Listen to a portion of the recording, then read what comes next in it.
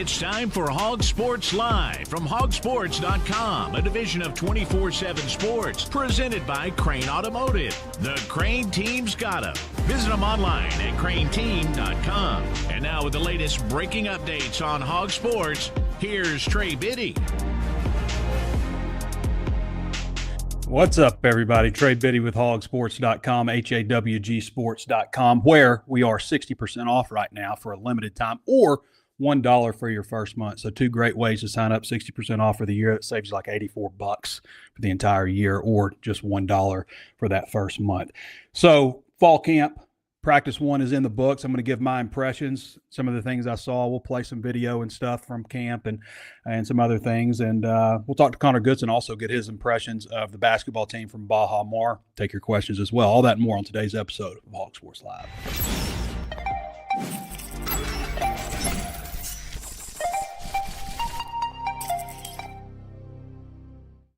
Arkansas, the natural state. We love being outside, fishing, hunting, or living your best life at the lake, climbing a mountain, or just a day at the lake. The Crain team gets you there with a great selection of trucks and SUVs. New full-size four-wheel drive crew cab trucks like F-150, Sierras, Silverados are discounted up to $13,000 off, and you can get interest rates as low as 0% on a great selection. Let the Crain team help you get outside and enjoy our beautiful state.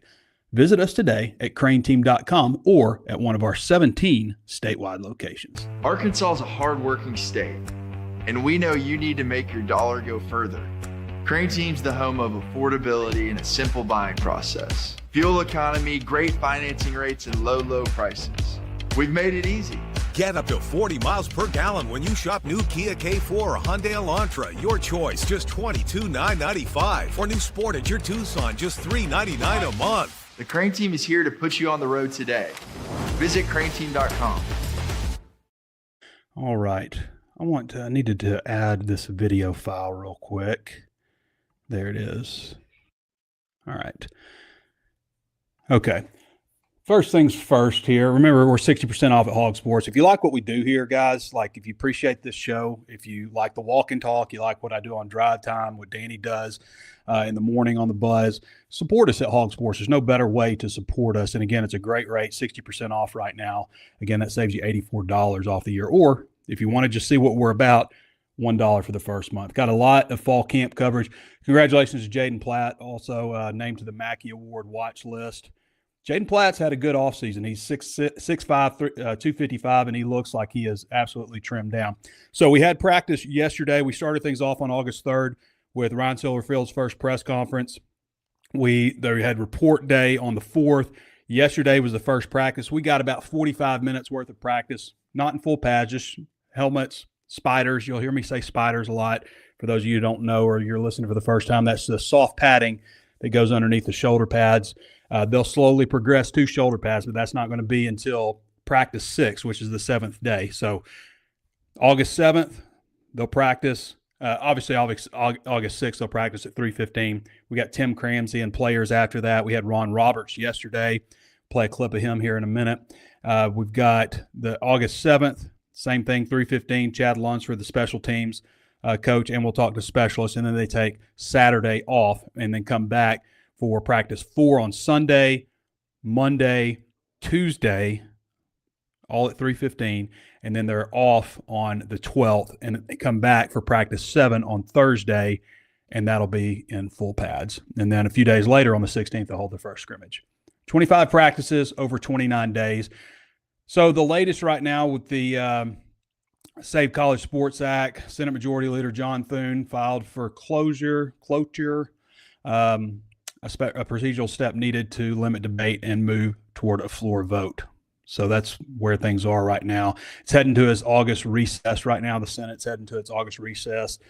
So a full floor vote this week still possible, but it's kind of tight. And then you run into midterm stuff. So if It's possible it could get passed in September, but it codifies a federal right for athletes to earn NIL money and preempts conflicting state laws, which is important because everybody's got their own rules out there.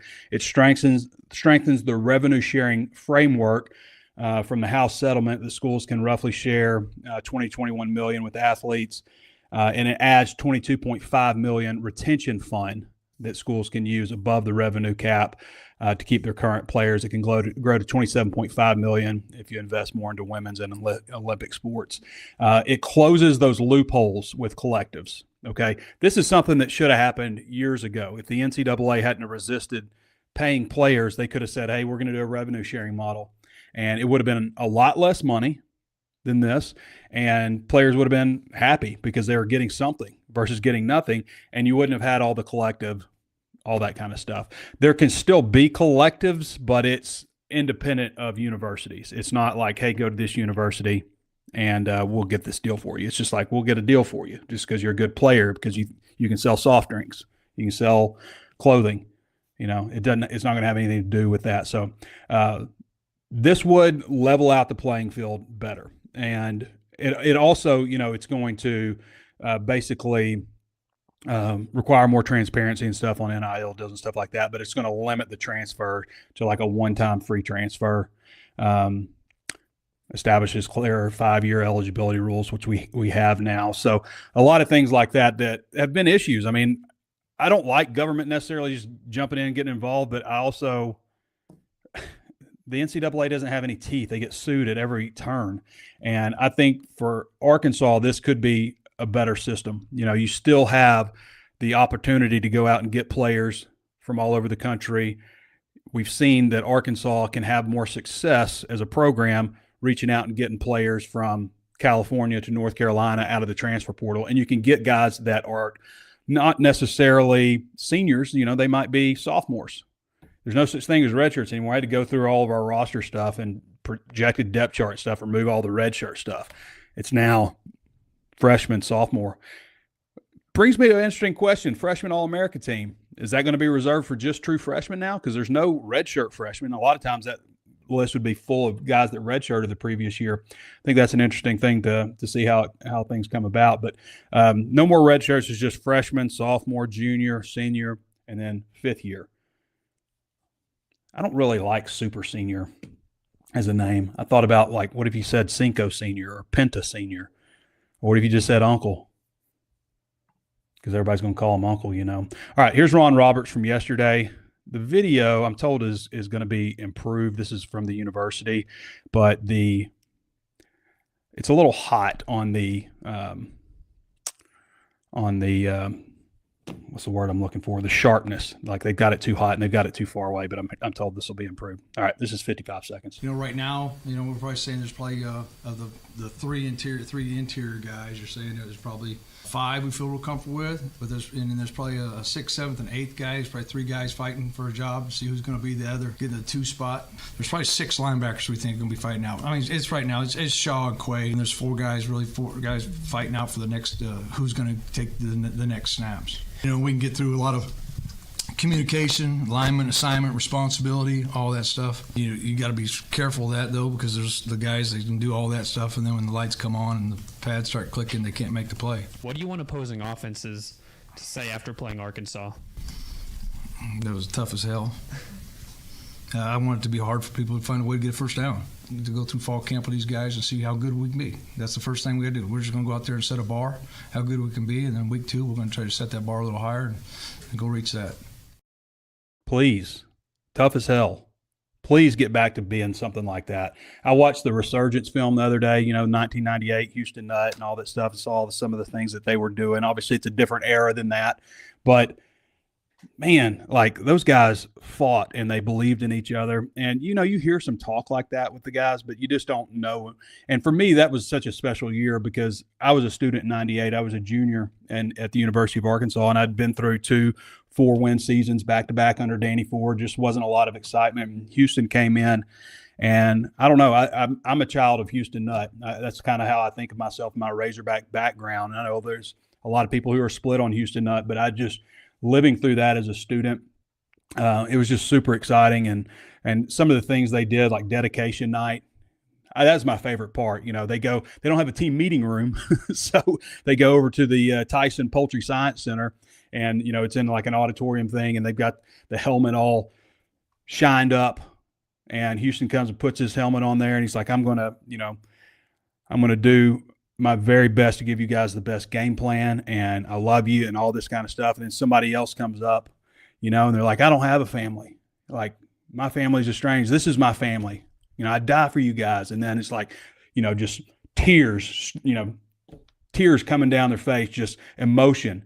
And then Anthony Lucas at the end, it was like, you don't know what you did, coach. You don't know what you just did. And then from there, the whole thing just takes off. And, they beat who they beat? One of the Louisiana schools. And then they throttle SMU. And then they beat Alabama 42-6. And it just takes off from there.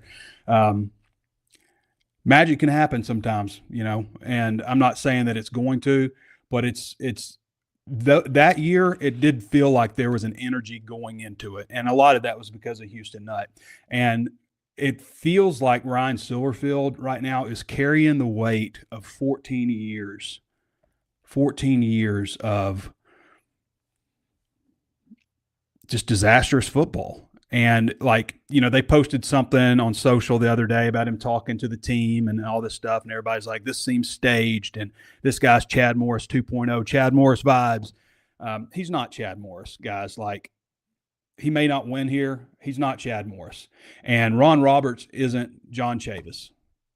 It's not even close, okay?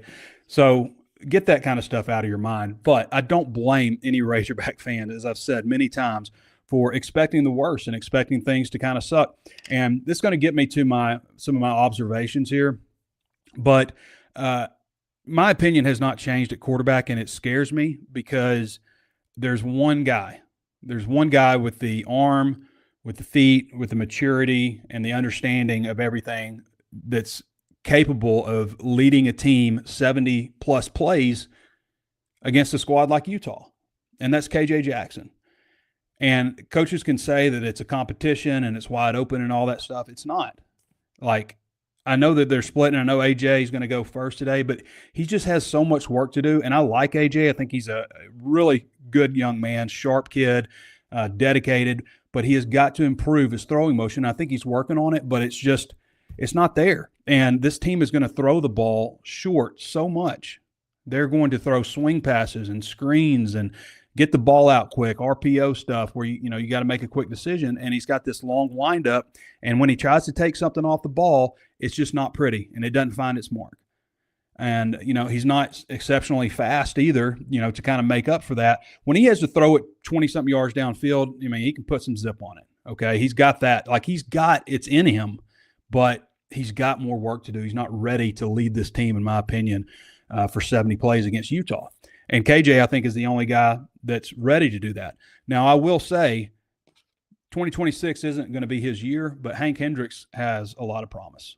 I like what I see out of Hank. Now, he just should be a senior in high school right now, an early enrollee, but he is better in, to me, every category.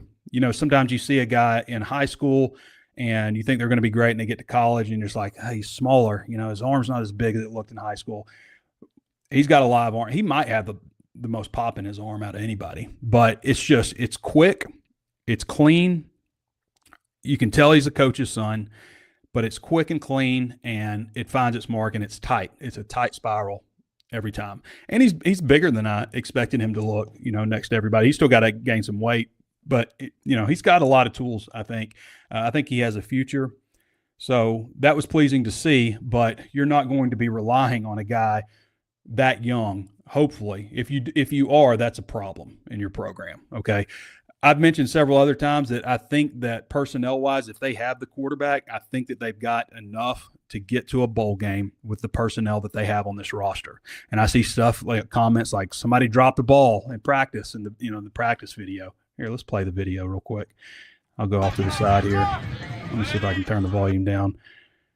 Let me see what I can do here.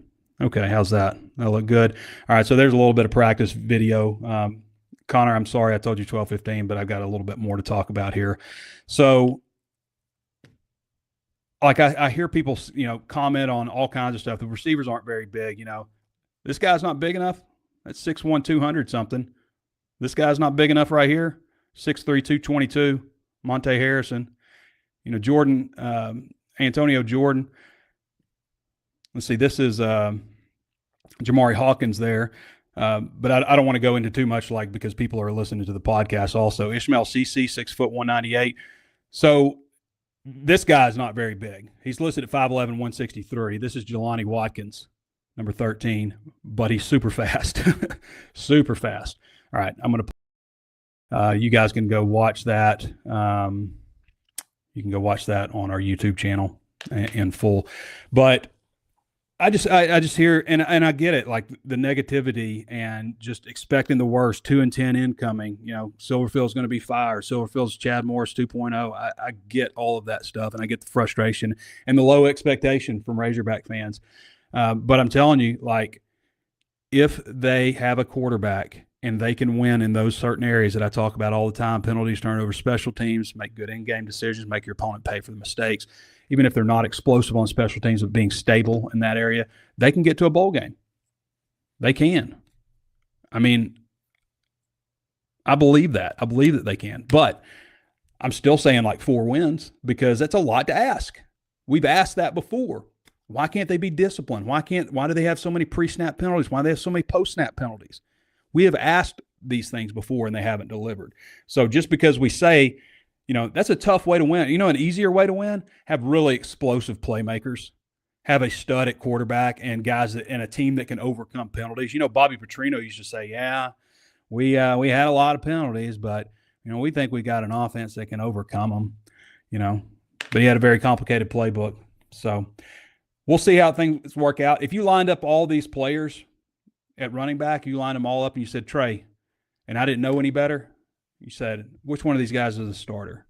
I would say probably 21, probably Jasper Parker. The way he looks physically, I would say I would pick him out. The guy is shredded. He just put together the right way for a running back. You know, kind of reminds me of Madre, the way he's put together a little bit, to be honest.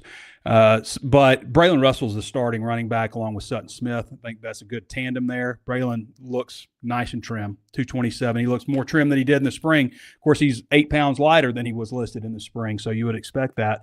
But that's going to be your 1-2 punch. But if there was like one person that I would say, like, watch out for him, like he might emerge, I think it would be Jasper, because you can emerge at running back as a freshman, you know, and he's a true sophomore, but you can emerge at running back and play early. A wide receiver, I think that there is a pretty big mix of potential players there. Yesterday, Jamari Hawkins was starting in the slot when all spring it was Ishmael CC. So you've got Chris Marshall, Antonio Jordan, Courtney Crutchfield, Ishmael CC, Jamari Hawkins. I mean, that's your 6. I'd say Donovan Foppel is probably your 7th. And then where does that leave Monte Harrison? I mean, you're going to travel like 8, maybe 9, but probably about 8 wide receivers on your travel squad. So Monte Harrison, Jelani Watkins, Maurice Gleaton, who recently joined the team, DeQuane Prevost, who's a nice-looking young freshman. So there's potential at wide receiver. There is potential with that group. Offensive line, you know, I've said before, has a chance to be, you know, I'm not going to go into offensive line too much because I talked about that earlier, and all they've done is go out there without shoulder pads on, you know, and I've seen them practice against air. I didn't even see the offense and defense go at each other. So I'm not going to spend a bunch of time on the offensive line. I talked about tight end just a little bit. It'd be nice to see like a guy like Ty Lockwood also step up. You know, defensively, I think the defense is going to be vastly improved from where it was last year. You know, the offense is going to have to help them out. They're going to have to move the ball down the field at least, you know, make good decisions in terms of when to punt and when to go for it and stuff. They're going to have to help them in that regard. But I would just be really surprised. The defensive line, it's 1-6-3, 300+ after another. It's just one guy after another. And they just did not have that last year, and that is such an important aspect. You know, the offense wasn't bad last year. They just couldn't hold on to the ball. Like, as far as moving the ball and stuff like that, pretty good offense overall. Pretty good by Arkansas standards.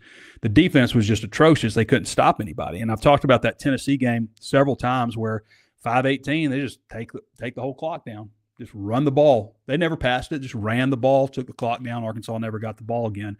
Texas A&M did a similar thing. And then it happened a lot last season. Happened against Memphis.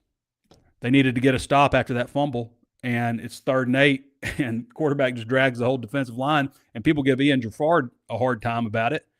Well, he was on the field probably the whole game, and he's 385 pounds because they don't have any depth on the defensive line. They have that now. That's going to make a difference, I think, with this team. So, yeah, the position that worries me is quarterback on offense. The fact that we're asking you to be great in penalties, turnovers, special teams, asking you to be great in those departments. And Arkansas hasn't necessarily been that in the past, though Silverfield's teams at Memphis have been pretty good in that category. And then, I wonder about safety. I mean, right now you're talking about, bringing Caleb Wooden back, who I just didn't have a great year last year. Miguel Mitchell is a projected starter. He didn't have a great year last year. He's fast. He's got good size, but he didn't have a great year last year. Maybe his scheme change will help him. I like Christian Harrison, but aside from that, I'm not sure that I feel great about safety. I feel better about it than I did last year.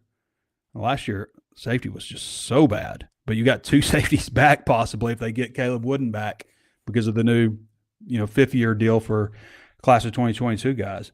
I do think cornerback will be better. I like Joker. I like Lakai Rowland. I like Shelton Lewis. I think Braden Lee's got some potential too. So, and when I say stuff like good, sometimes I just mean average. You got to understand that. I love football and I get excited about it, but sometimes when I say I think they'll be good there, I mean they'll be average there. They'll be competitive there. Star power is another thing. Are there stars? Great Arkansas teams, good Arkansas teams have stars. Do they have a star at running back? They got a 1,000-yard rusher. They have a guy on defense other than Quincy Rose. Is Kamori House a star? Is Bradley Shaw? Is he going to grow into a star? Is Harrison going to be? Is Joker Johnson? It's one thing to have depth and experience and stuff, but this conference has star power, studs. Do you have some? It's a big part of this. If you don't, you better win in those departments: penalties, turnovers, special teams. Better win in those areas. Okay. I'll tell you who wins for insurance, and that is Bittle Armstrong. Guys, if you're not using Bittle Armstrong, you should. You know how I value long-standing relationships. I've known Bo Bittle for 25 years, and when I needed car insurance, homeowners insurance, business insurance for HawgSports, I called Bittle Armstrong. Rob Armstrong and their team have over 100 years combined experience. They work with you just like Auto Owners Insurance works with them. Expect local support from somebody you know. If you have questions about your policy, you can call Bittle Armstrong direct rather than a 1-800 number. Auto Owners Insurance intended it that way, so you don't have to wait on hold forever. Do not settle for a generic policy. Wherever you are in Northwest Arkansas, give Bittle Armstrong a call at 479-443-0808 or visit ba-ins.com. Auto Owners Insurance owns, an AM Best rating, A+ superior, and they trust people like Bo to work for you. Bittle Armstrong Insurance, it's people you know. What? People you know, people you trust. Is that the slogan? Sorry, I might have messed the slogan up. Thought I had it memorized. Okay, let's bring Connor Goodson on, and in a minute we'll get to some of the day one order of appearance stuff. For those of you who don't follow Connor, you can follow him at Connor Goodson on X or read all of his content at HawgSports. He's joining us on the Ozarks Go hotline. If you're looking for fast, reliable, consistent internet service, call 479-684-4900 or go to ozarksgo.net/hog. Find out if they're in your area. They are a local company. I've used them for 5 years, and we're humming right along here. Connor, how's it going? Can't complain, Trey. It's that fun time of year, man. We got a little taste of action. We made it through the dog days of summer, got a taste of Arkansas basketball, and then right into fall camp. A lot of people don't like this time of year because it's technically, the games aren't meaningful. We've got the Hall of Fame game tonight, but man, I love this time of year with fall camp. There's no shortage of information. There's no shortage of action and stuff. And it's just, you're right there. You can taste it with the season approaching. Yeah, we got football every weekend from here on out, and so that's beautiful. And fall camp is exciting. I mean, I live for this kind of stuff, obviously, and it's nice to get a dose of basketball. Not just a dose, but a full serving, 4 meals 4 real meals of basketball. What did you think of everything at Baha Mar? What did you think of the team? I mean, obviously they just beat the crap out of everybody. I thought they were going to beat that last team by 60 plus, and then it took a while for them to separate, and then suddenly it was 36-18, and they doubled them up, and then what'd they win by 58 or something? I thought Yeah, it was I think it was 57.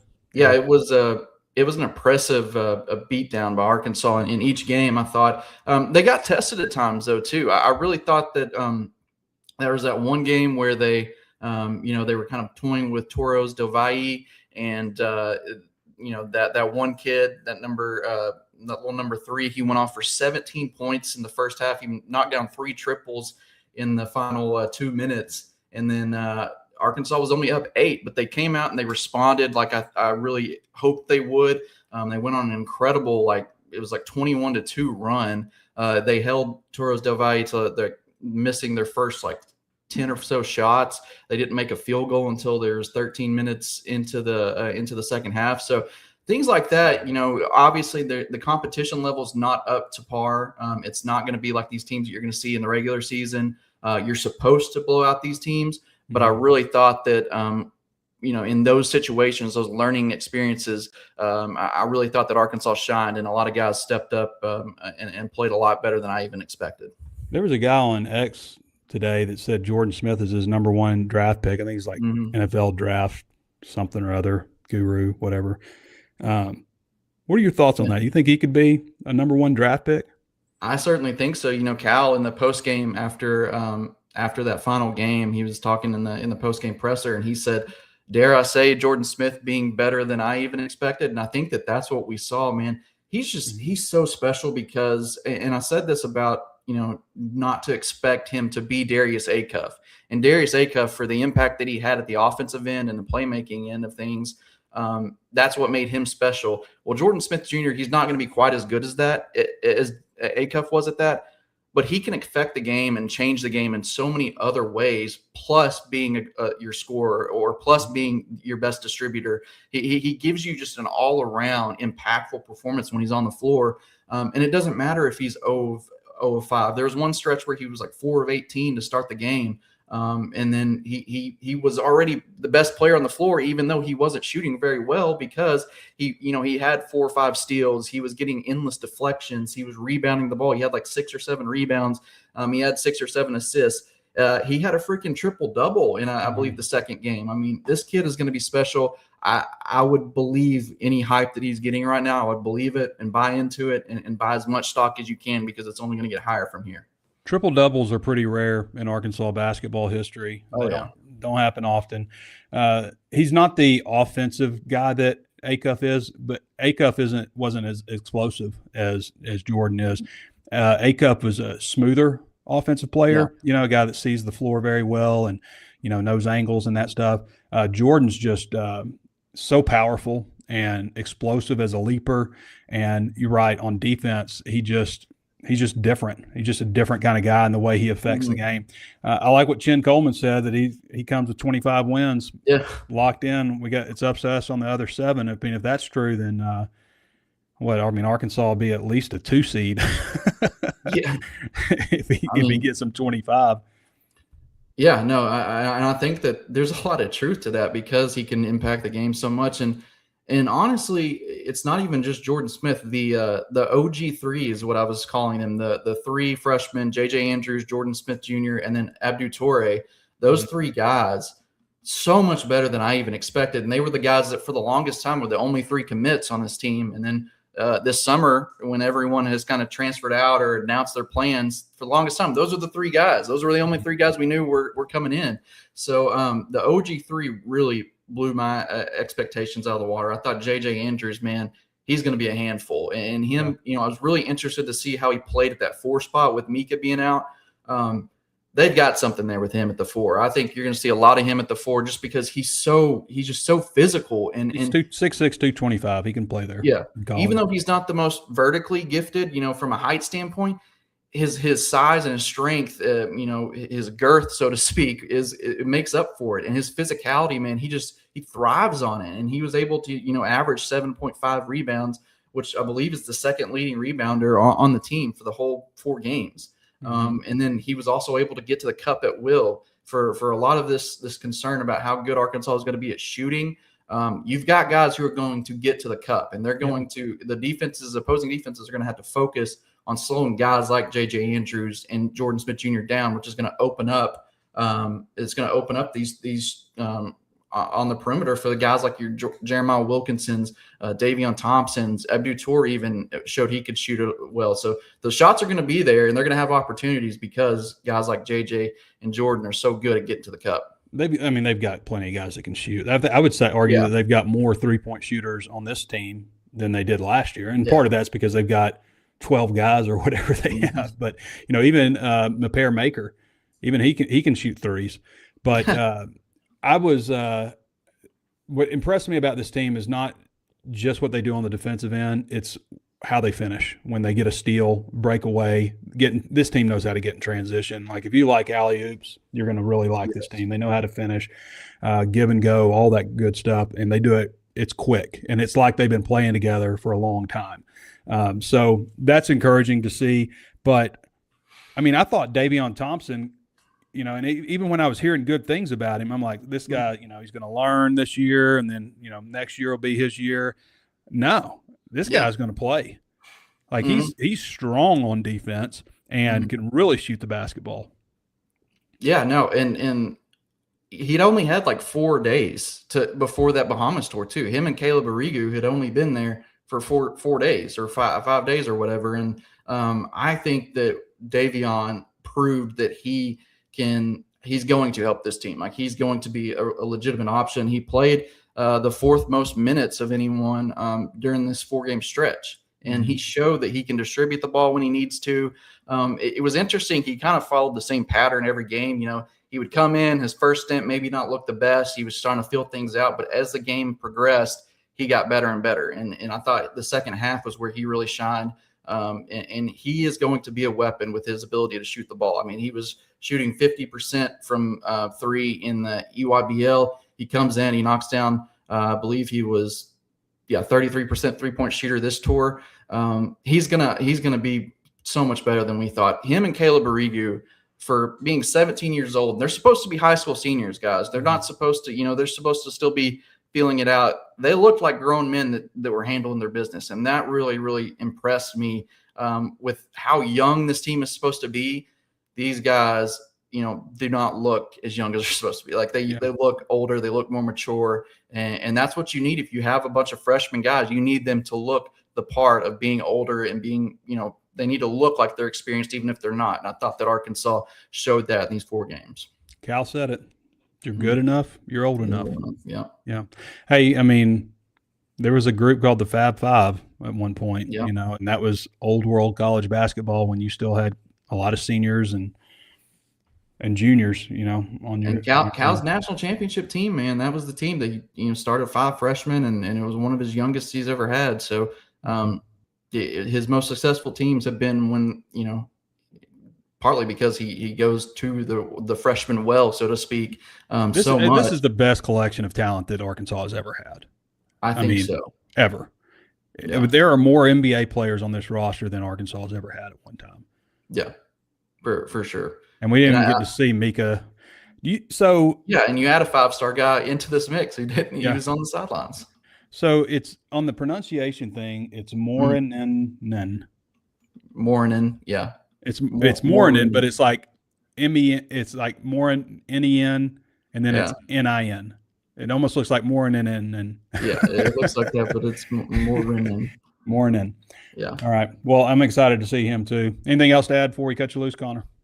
No, I'm just excited. The guys got a little break, so we'll be focused on football and football coverage. But October is right around the corner, and we'll see these guys in exhibition action then. Yep. All right. Appreciate you, brother. Thanks, Trey. All right, everybody. Connor Goodson. Follow him at Connor Goodson on X. Read his content at HawgSports, HawgSports.com. And we'll be back here with a little roster breakdown on day 1 order of appearance. But I'd like to tell you about our friends over at Blakeman's, because around here we take our traditions seriously. And when it comes to celebrating life's biggest moments, There's one place to go.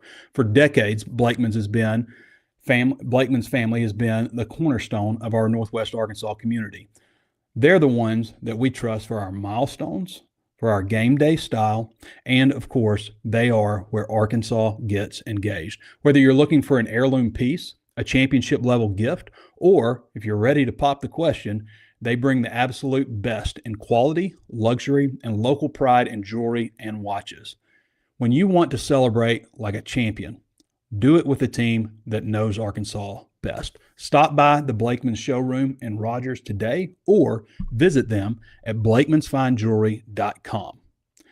This is the official jeweler of the Arkansas Razorbacks, by the way. So big supporters of Razorback athletics, and the Blakeman's family has been in Northwest Arkansas for a long time doing this. So support our friends at Blakeman's. Okay, so let's touch on, do this right here. Right here. Okay.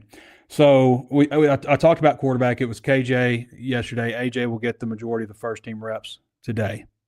I've given my opinion on that. I don't mean to bag on AJ at all. I think he's got potential. I just don't think it's this year. Same with Hank Hendricks. I mean, I'm sure that's more of a mental deal. Braylon Russell, Cam Settles, Sutton Smith wasn't with the, like when they went out there, they were just going against air. It wasn't even offense versus defense. You know, they're not in full pads yet. But I talked about running back a little bit. I touched on wide receiver. You know, offensive line, there was no changes. If you saw earlier on HawgSports, I mentioned that Terrence Robertson had moved inside to guard when Davion Weatherspoon wasn't granted the extra eligibility, which I'm not sure that Davion was going to be a big factor. I mean, I'm not even 6'1" anymore. I'm 48 years old, and I think I'm taller than Davion was. And I know he had some success at Ohio and even against Ohio State. I felt like he was a little undersized. Big guy, obviously, by most standards, but SEC offensive lineman. But Terrence Robertson's moved inside. Kavion Broussard was still the left tackle. Of course, Caden Kittler. Kobe Branham at right guard. Bryant Williams at right tackle. I don't think this is a bad group. Like, Malachi Breland has a lot of experience. He's a 2-year starter at Memphis. Good-looking player. Kavion Broussard is the one guy that's, pretty inexperienced, but he's an athlete. Caden Kittler, good enough player for him last year. You know, I think people give the offensive line last year a hard time. It was a pretty good offensive line by Arkansas standards. Kobe Branham's a good player, and Bryant Williams was really very highly coveted as a transfer portal addition also, and he's a starting right tackle. I've talked about, guys, it's like Quincy Rhodes, 6'6", 273. Backup, Zadavian Sims, 6'3", 308. His backup, Caleb Bell, 6'3", 284. Nose tackle, David Oakey, 6'2", 298, although it was Carlin Jones yesterday, 6'2", 327. Trajan Odom, 6'3", 297. He was at nose? Trajan was? Okay. I guess so. I didn't recognize that I even put that down. I just in a hurry. He'd been kind of more at defensive tackle. Defensive tackle, Hunter Osborne, 6'4", 313. Reginald Vaughn, 6'2", 301. Danny Beal, 6'5", 347. And you've also got Antonio Sandal Bascom, who's 6'3", 315. And Keandre Johnson, who's about 6'2", 6'3", 300. You know, they just keep coming. Anthony Kennedy, who's 6'3", 330 something. As a freshman, they just keep coming. It's a long line of defensive tackle types. Now, they run 3 defensive linemen, 3 down linemen. They have the Jack hybrid. They have the star. Kind of looks like a 3-4, you know. Although I told Ron Roberts yesterday, I was like, hey, you know, could Carter Stoutmeyer, could he possibly play one of those 2 safety spots? Because he's right now working as the backup star. And this is the same guy who told me in the spring, he's like, we're a 3-4 defense. And he's like, we're a 3 high safety. So he is a safety. So hopefully offenses are as confused by his explanations of his defense as I get. But I like labels. I like names, stuff. So, but I get it. You know, defenses are so multiple. Like even this defense that we're talking about, you know, as this tight front, this 3-4, whatever you want to call it, 3 high, 4-2-5, 3 high, whatever you want to call it. it's multiple, and that's going to be what we see like 25% of the time at most, So, but those guys keep coming. They really like Jaquavian Smith, like really like him. Him and Bradley Shaw are pretty unquestioned as starters at linebacker. Phoenix Jackson, I think, has a chance to be maybe the next guy. If it's not him, maybe Wyatt Simmons. You've also got Ben Bogle. So, like, it's Shaw and Jaquavian Smith, and then it's Phoenix Jackson, who's a 6-year guy, Ben Bogle, who's a 5th-year guy, Wyatt Simmons, who's a junior, in-state guy. Like, there is depth, but, like, you have to remember, again, everybody has depth in the SEC now. Everybody's going out to the transfer portal. Everybody likes their team. I saw a friend of mine who covers Mississippi State, and he's like, man, I really like the looks of this team. I think that they've got a chance to do something. I guarantee you they're saying that over at Auburn. I guarantee you they're saying it everywhere right now. Everybody likes the look of their team. Every coach is doing it the right way. Every coach is outworking them. Like, it's the same stuff that you hear everywhere, but there's an edge out there. What is it? Indiana seems to know what the edge is, but there's an edge out there. I don't know what it is. If I had it, I would share it with them, but there's something, because everybody's doing it. Everybody's doing it the right way. Everybody's getting up at the crack of dawn and working and outworking them because somebody else is working harder. They're not going to be outworked. It's the same stuff everybody's doing. Everybody's got the same philosophies. We're going to play it one game at a time. Like, it's the best bond I've ever had. Ron Roberts did say it's one of the best units he's had in 35 years in terms of the focus and the dedication, the mindset, and all that kind of stuff. He did say that. And, like, we talk about some of the stuff that Silverfield says as being very cliche, but it's also refreshing in a way because, Pittman wasn't always like that. You always got the feeling sometimes that, well, they're going to go into the air conditioning, like it was hot as hell out there yesterday. It was 95 degrees, 99 heat index. That heat's coming off. I heard one player say, my feet are stinging. My feet are stinging because of the heat that's coming off that turf. And it wasn't breezy. I mean, it was pretty stale out there. But this isn't the time to coddle them and get their legs back. This is the time to grind them. Now, maybe Pittman didn't do that enough sometimes, but Chad Morris did it too much. I remember talking to a player, I think I was at a high school football game, and he just happened to be there, and he was just like, man, my legs are jello. We play a game next week. He's like, Coach Morris is like scrimmaging us, and, like we're going full, like a couple weeks out from the first game, it's time to dial it back. And that's when you start lighter practices. Let's get their legs back. Like the days of like killing them in camp and then going to the season, everybody's just like limping. Like those days are long gone, long gone. You want to grind now. You want to take them and push them as hard as you can. And then a couple of weeks out, okay, let's get them back. Let's get their legs back. Let's get them healthy. Let's get them primed for the race ahead. But they really like Jaquavian Smith. They think Bradley Shaw should be a lot better than he was last year, and they've got a lot of depth behind him. Kamori House, like people sleep on Kamori House, I think. This is a guy that was a team captain last year at North Carolina. I know North Carolina wasn't that good, but he was a team captain. He led him in tackles. Like he was a 4-star transfer. He's a very well-regarded transfer.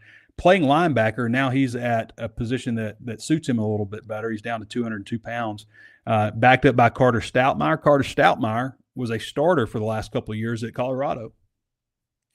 Carter Stoutmire, I was talking to C.J. Brown later because I mentioned to him, like, because C.J. was the fastest player on the team in terms of peak speed, catapult miles per hour speed. It's like 22.8 or something like that. But Carter Stoutmire ran a 23, that's flying. That's faster than anybody did last year on the whole team. Then you got Tyler Scott also. Christian Harrison, I think, will be a good player. And then I worry about the rest. I worry about John House. I worry about Songba Ginu. I worry about Miguel Mitchell, Kiari McGlure. Tate Lockett, I think, has got a bright future, but he's just a freshman, and I don't like freshman safeties.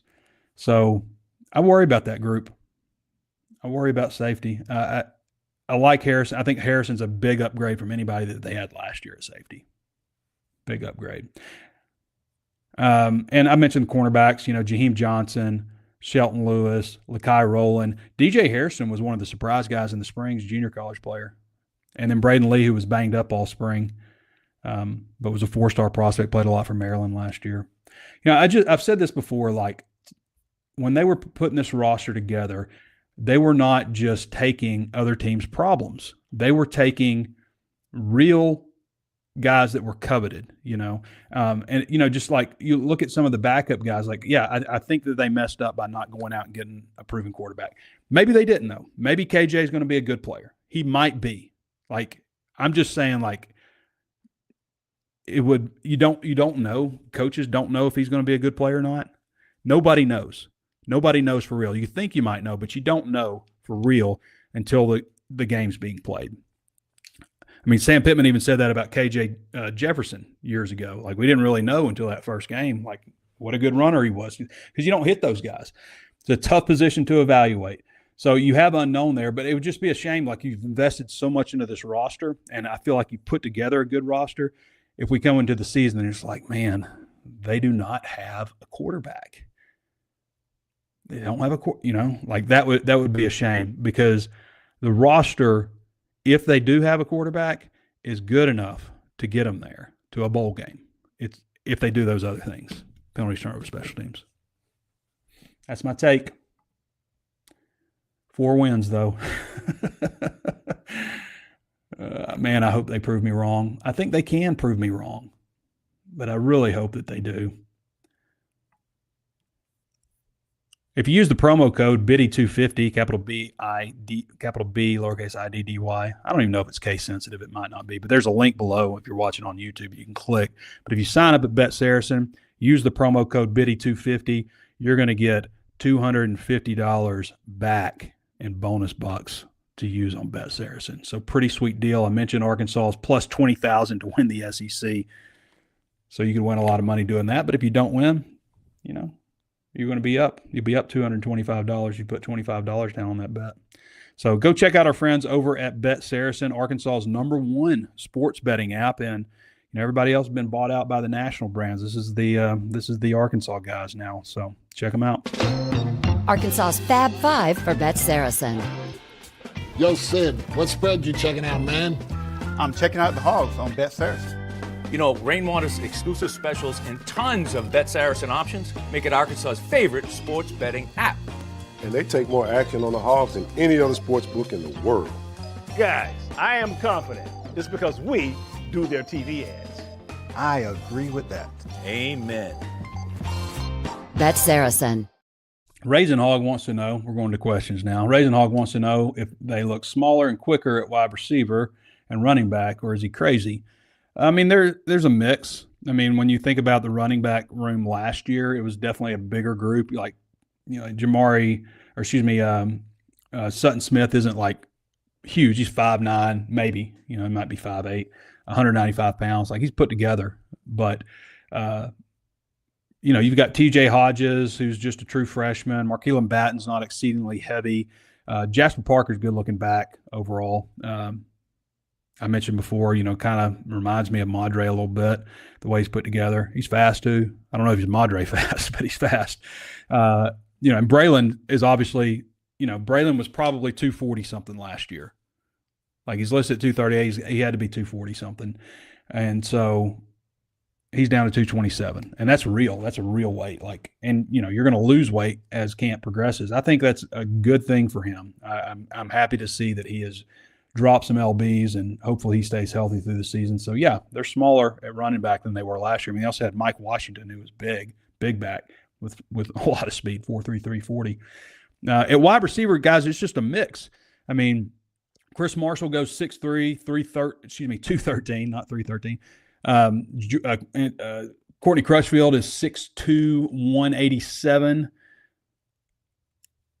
What is Antonio Jordan? 6'6", 228. You can check my numbers on this. I think I'm right. Ismail Cece is 6 foot 198. I'm not sure what CJ Brown is, but if I had to guess, 6'1", 190. I don't know why I don't remember his weight, but it's a mix. There's a mix of guys. There's some guys that've got, really good size and others, Donovan Falpello, I mentioned 6'1", 208, 200, something like that. He's a decently sized guy. It's not huge, but they've got some guys that are really big. I don't know that anybody's just super tiny other than, Jelani Watkins is listed at 5'11", 163. I don't know that I would quite give him 5'11". Maurice Gleaton kind of similar, I guess. But I was listening to this Jake Paul, this NFL wide receiver, talk about Jake Paul's latest gimmick to become an NFL slot wide receiver. I think Jake Paul's like a 4.72 40 that they clocked him at.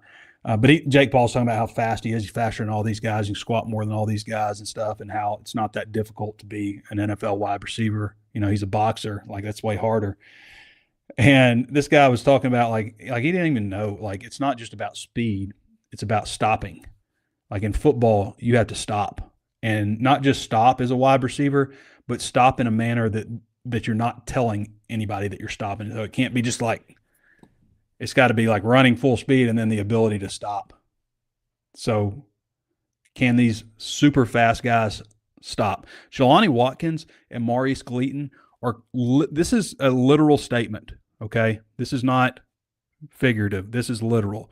They are two of the fastest men on the planet right now. Two of the fastest humans alive. Both have run the 100-meter dash, and I think it's wind aided, but it's 9.82 seconds. That is moving. That is world-class speed.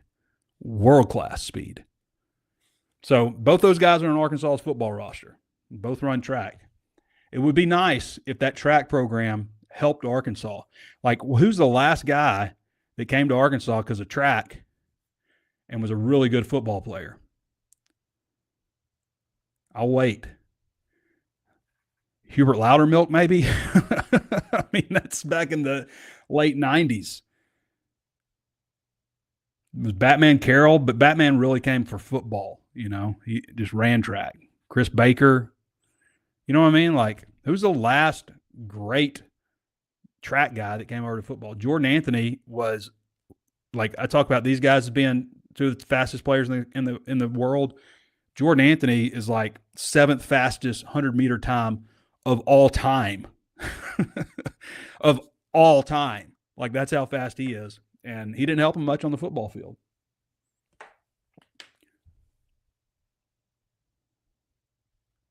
MDW says, do you know yet if we get to hear from the coordinators or position coaches during the season? I do know that. And we will hear from the coordinators. I don't think we'll hear from position coaches. Maybe, I don't want to say never, but the coordinators, it's going to be like a scheduled deal every week that we'll be able to talk to coordinators. So that'll be nice, a nice change of pace. I don't know why Pittman. I think it's probably something from his background with Kirby, who has a background with Saban or something. I don't know. But like, until Pittman got at Arkansas, we always had access, pretty regularly to assistant coaches. And that just stopped. Things that stopped while Sam Pittman was here. We stopped playing the coaches' media golf scramble, which I always thought was a great opportunity to, kind of get to know everybody and all that kind of stuff. We stopped the kickoff luncheon, which is coming back this year. It's going to be in the game day locker room also. We stopped doing that, which I thought was a great opportunity for fans to interact with players. Players sit at your table and stuff. You learn about it, everybody a little bit. Stuff like that. Those are important events. I was watching that resurgence video I mentioned, and I just like thinking about all the things that Houston Nutt did to get out there in front of people, to go to all the Razorback Club meetings, just everything that he did, and just how much those guys loved him, like especially that first group. Like, it obviously there was, some division. It didn't end pretty with Houston, but man, like 98, there was not a more perfect coach for Arkansas than him. I mean, those guys just loved him. Like, it's important. It's important to love your head coach in some kind of way. Like, or you got to fear him. Like Bobby Petrino was, I think they loved him in a way, but like they also feared him, and they also understood that like this guy is going to take us where we need to go. And you can love that too. Like, but you got to find love. And I wonder, like Silverfield, do they love this guy? Do they love him? Do they see him as genuine? You know, or is he just there for himself? You know, like I think he's trying to build that kind of stuff. But we'll see. We'll see in 30 years when they do a resurgence video on the 2026 Razorbacks. Do you know if or does Silverfield have the same philosophy as Pittman, that he wants to be the sole spokesman for the program once games start? Gumpster117 says, is there a reason you've been told why classes are starting earlier this year? I get the Labor Day for football season and 29-day rule, but classes starting early seems odd. I mean, it's half the SEC schools are starting early. Half of them are starting the 24th. Vanderbilt starts the 26th. I'm not sure exactly why it's starting so early, but it is a really short camp. Now, they still are going to practice 25 times in 29 days, but these first 9 practices, they're fall camp practices, you get, not unlimited time, but you get a lot more time. And then once classes start, you go to that 20 hours a week deal. So the time that you get to be with them goes down. Brown 1994 says, is the staff doing anything special to emphasize winning home games? In the last 3 years, Mississippi State has more Power 4 wins in Fayetteville than we do, and that's disgusting. Thanks, I'll listen from the toilet. A lot of you guys are watching me from your toilet right now, and you've been watching for 56 minutes, and you know what? Your legs are numb. You let your legs get numb, and you can't get up. So you're trying to like shake your legs out. So I got to quit watching Trey on the toilet. You're doing it right now. Disgusting. Watch your phone. I think they say like 6 out of 10 phones have fecal matter on them. Just saying, clean your phone off. So, Arkansas has 1 Power 4 win in the last 2 years at home. That's not just Sam Pittman. That's game day environment. That's a lot of things. The way they put the program together, the way they put the team together, all that kind of stuff. That's another thing that I like. Like there's a lot of talk about closeness with the team and bonding and all that kind of stuff. Talking with Hunter Osborne, C.J. Brown yesterday. But it's 60-something new players. I guarantee you last week, one of those two guys looked at a player in the meeting room and was thinking, who's that? I've never seen him before. I guarantee you that's happening with players on this team because there are so many new players. And that's just the scholarship players, 60-plus new scholarship players. So, again, resurgence. Houston Nutt's got those 3 things. Win your home games written on the board. 2, win the SEC championship. 3, win the national championship. Got it written down on the whiteboard. But, yeah, I think they are doing things to emphasize winning home games. Like it starts, obviously, with the team and the preparation and all that kind of stuff. But it also has to be a special environment, and people can say what they want about just winning stuff. But, the in-game enhancements, the improved audio system, the lasers, the LED stuff, all that stuff, if it helps improve that environment, then great. Like, I've never been to a better environment for a Razorback game than Texas in 2021. It was fantastic. The students stayed. Students got to keep their butt in the seats. Like, I understand that, like, a lot of these guys coming from other places and stuff, but if you're not going to stick around, don't go to the game. I don't mean to call out the students, but, man, it's and I get that they're losing and stuff, but, like, there are games that are Arkansas's in the game, like, even Auburn last year, and the student section clears out. Nothing looks more budget than that. So, like, stay home and watch it at home or something. Dixon Street's going to be there. I don't know, it was a different era when I was in school, but I went through 2 4-win seasons at Arkansas. But back then, it was a little different because everybody was from Arkansas. And I'm not saying, like, you can't be a Razorback fan not from Arkansas. We welcome all Razorback fans. But when I was a student, like, my pledge class was 32 people. I was a Phi Delta.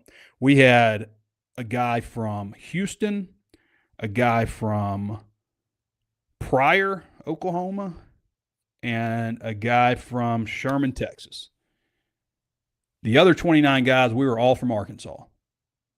And now I think it's a lot different. I mean, I think half or less than half of the student population is actually from the state of Arkansas. And that's a good thing. Like Arkansas is getting, the school's bigger, they've got the, the scholarships and stuff, the in-state scholarship for certain grade points and all that stuff from neighboring states and certain other states like Georgia, I think is included in that. So yeah, I don't think it's a bad thing, but like students got to stay and got to be the most rowdy group there. And a lot of them are, but it just seems like it's just like half of them. Just my opinion. Trey, how's House looking at Starr? They think he's got a chance to go to the NFL. Kamori House. They think he's got a chance to be an NFL player. Wonder if there's a chance he ends up playing the other safety spot next to Harrison. No, I think he's the best fit for that type of that safety. Now, you've talked to Ron Roberts yesterday. They all three are interchangeable, but I don't think you're going to see House change around that much. The guy that I look at more as a possibility to play another safety spot would be Carter Stoutmire. That would be the guy that I would look at. But right now it's Miguel Mitchell, Christian Harrison, Kamori House are your starting safety types. No Country for Old Hogs says, how do Silverfield's practices differ? It's No Country for Old Hogs. Is that No Country for Old Men? Is that like that horror movie with what's his name? Like a Western. How do Silverfield's practice differ from Pittman's throughout spring and the first day of camp? Is the tempo different? Are they structured similarly? They're not structured quite the same. No, they. It's interesting. Like no matter who the coach has been, it's like the offensive line always practices on this one particular area. Maybe that's where the sleds are. The defensive line's always here, and the quarterbacks always seem to be there. But no, it's different. Like there's Pittman's practices were not structured poorly. Okay, they come from Kirby Smart, who comes from Nick Saban. Now, Pittman didn't play music at practice at all. Chad Morris played too much music at practice. It was too loud and constant. Silverfield mixes it up. There are some periods where they play music, some periods where they don't play music, which I like. And it's never like blaring. It's never too loud. So to me, that's a good thing. Silverfield's practices look very structured. I mean, it doesn't seem chaotic. It seems to me very structured and very professional. Okay. So there's nothing, I look back on the Chad Morris practice. I've talked about that. And it's like, man, looking back on that, it was so chaotic. And I kind of had talked myself into like, this is how they want it to feel. They want it to feel chaotic because in the game, it's going to be, it'll make the game seem tame. Like it's kind of like Nolan Richardson. Like the practices are hard. The games seem easy. That's what he's doing. Yeah. I mean, I try to go into every season with a positive outlook, guys, like I do, even back then, even though it was right in front of my face. I'll say that the one thing, and I've said this before, but the one thing that stands out to me about Silverfield's practices is the amount of time they spend throwing swing passes, screens, the amount of time they spend on ball security stuff, and the amount of time they spend on special teams. That's what jumps out to me, as they call them, special forces. How does he differ from Pittman in terms of how he coaches the practice? Okay, so that's actually kind of similar. Pittman bounced around a lot, and Silverfield bounces around. Like there are times where I'm like, where is Silverfield? Like I can't find him. I'm trying to get a picture of him, or we want some video of him. I'm like, where is this guy? And he's just going from different group to group. He also has a background with the offensive line, Arnold Zilfer says, my question would be how much they expect the quarterback to run their options. If they do, they may need more than one quarterback ready. I mean, they do some stuff like, there's RPO, but they do some stuff like where it's quarterback RPO draw type stuff, so quarterback's dropping back, looking, making his read with the conflict defender, and, if he doesn't like it, he's taken off. So, I've seen them work that play a lot. I've not seen them do, I can't remember any option stuff, like any like true, triple option type stuff or any, variation of option, zone read. Yeah. Hogtalica says, how many players on this football team could have started for our 2010 or 2021 Razorbacks? Is it too early to tell? It's a good question. I'd have to think back to that 21 team, 2010 team. Well, not the quarterback. It'd been tough to crack those wide receivers, I can tell you that. It'd be tough on Jaden Platt to unseat DJ Williams, a Mackey Award winner. Offensive line, that's a good offensive line too, man. It's a good question. 2010 running back would have been Nile. Whew. Yeah. So maybe nobody on offense. On defense, I think there's probably some guys. I can't remember the defense as well. Willie Robinson's bunch, but let's see. Was Spade even? No, he was later. I think there were probably some guys on defense that would have started, but I'm not sure anybody would have started on offense. 21 Razorbacks, I think there's probably some more options that could have started. Nobody's starting over Burks. KJ Jefferson probably going to start at quarterback. Rocket Sanders is starting at running back, so on and so forth. Natural State Sports says, how much stock should we take that Hank Hendricks was with the threes yesterday over Fuller? I think you should take a ton of stock in that. I think that he was absolutely put at the third quarterback for a reason. And it wouldn't surprise me if they looked at him a little bit more at the second. Willie B. Hardigan says, does anyone on the team have a Bijan Jackson type of ass? I haven't looked at their asses really closely, but I'll do that today. A lot of those defensive linemen have big asses. A lot of them do. So there's probably several.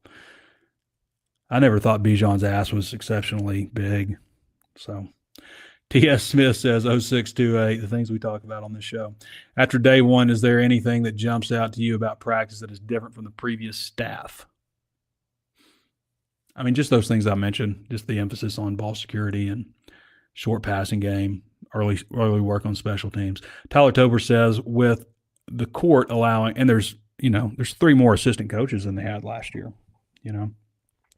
With the court allowing 2022 athletes another year of eligibility, do you think Silverfield and staff are or should be contacting those available from 2022 guys or Memphis or elsewhere? The only name I've been contacted so far is Caleb Wooden. Caleb was the only one that really makes sense, because if you are at Memphis last year and you did not enter the transfer portal, then you are not eligible to go to Arkansas. If you're in the transfer portal, and you didn't end up anywhere, then you've got that 5th year. But you can only go back to your school. If you enter the transfer portal, I don't know if I said that right. If you enter the transfer portal, you can go anywhere. If you didn't enter the transfer portal, you can only go back to your school. So you're knocking out, as Silverfield said, like 90% of the candidates. Big DC77 says, Trey, did you get enough time from the kickers to get a good feel of what we have on the roster this season? I mean, I saw the kickers a little bit in the spring. I did not watch them any earlier. But, I mean, you've got a kicker that's kicked and started at Tennessee and did a good job for them, and I think the punter's okay too. Whiskey Drunk says, can Steven Sackman Souls lead this team in sacks over Rhodes? Possibly. I kind of came away with the way people were talking, that thinking that, okay, well, maybe Souls is the guy that they would start at that jack spot. But Charlie Collins is also highly regarded, so is Jamonte Waller. But it kind of seems like they're maybe just prioritizing that quickness and experience that Souls has. But, yeah, I think he could lead the team in sacks, especially in this kind of structure of defense where, Rhodes is more of a, the field. And Bluff City Razorback says, do the players appear excited about the start of camp? The players do. I mean, the attitude from the players seems really good, actually. And you hear that every year, like, this is the closest, this is the most bonded team I've ever been a part of. This is, and then they win 2 games, but yeah, they seem pretty locked in. I don't think it's the worst thing in the world that so many people are hating on him and down on him. I don't think it's the worst thing. Paul Feinhog says, if you could inject Coach Ryan Silverfield with truth serum and ask him 3 questions, what would you ask him? Is there really a quarterback competition in your mind? Are you happy at Arkansas? Do you think you can win? Just off the top of my head. I would think about it a long time, though. If I really had that opportunity, I'd be like, NEA Hog 12 says, rank these 3 head coach attributes in order of importance. In-game decision-making, making adjustments, buy-in for players, culture in the building, talent acquisition and evaluation. Where have we been the most off with these last 14 years? I would say in-game decisions and making adjustments, talent acquisition and evaluation. I mean, those are all very important. Buy-in from players, culture in the building. Those are all 3 very important pillars of what a coach should be. Coach should also be like 4th, should be a great speaker. That's a very important attribute for a head coach. You hear that? You hear that? That's special.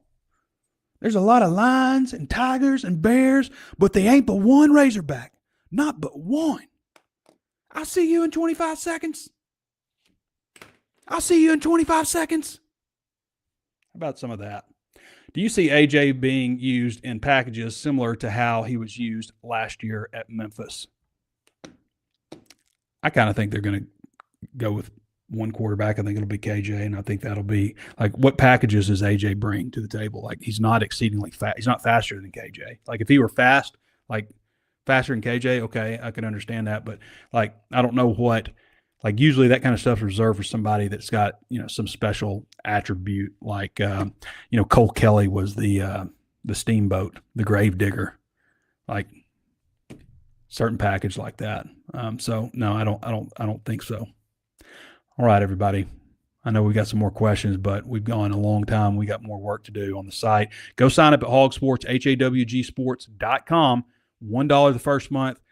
60% off for the first year. 2 great ways to sign up. Again, if you like what we do on here, guys, like if you appreciate the show, you appreciate, what we do on Drive Time, the walk and talk, all that stuff, the best stuff that we offer is at the website. That's the best. That's our best product. HawgSports, HawgSports.com. Yeah, that's it. That's the show. I'll see you in 25 seconds. All right, everybody. Appreciate you joining me. Go check out our friends over at Back 9 Golf also. Free demos, theback9golf.com, 4 hitting bays. Good stuff over there. Massage chairs. I might go hit that massage chair. I might go hit the massage chair on my way to practice. Get nice and loosened up. So you might see me over there before practice if you want to go schedule you a demo. You come wear me out about Razorback stuff and be like, I just did a 70-minute podcast, bro. And you're going to come wear me out while I'm trying to get this massage? What are you doing? All right. Appreciate you joining me. This has been Trey Biddy with HawgSports.com. Cover your ears.